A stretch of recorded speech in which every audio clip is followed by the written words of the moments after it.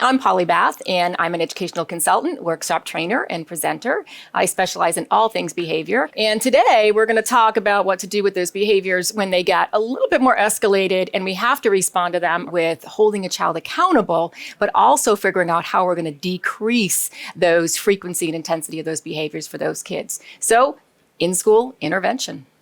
In-school intervention is a way to hold kids accountable at a tier 2 level, meaning my behavior is escalated to a place where I must be held accountable. Every child has access to it, so that means it's tier 1 and develops up into tier 2, but it's a higher level. It's not a teacher detention, it's not a lunch detention, it's not a conversation or a call home, or whatever else that we might be using for logical consequences. Many people would say, isn't that in-school suspension? Well, we've called it in-school suspension for a number of years, but here's the issue.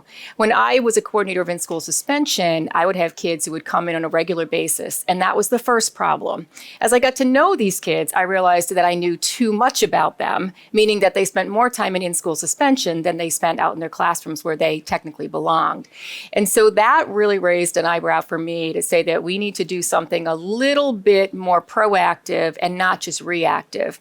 As we all know, across the country, any type of doing time for holding people accountable without any intervention, without any skill set teaching, tends to just result in a very short term, what we would call management, and it doesn't really create any change. People in general will respond to any event based on what they know, based on their own automatic thought.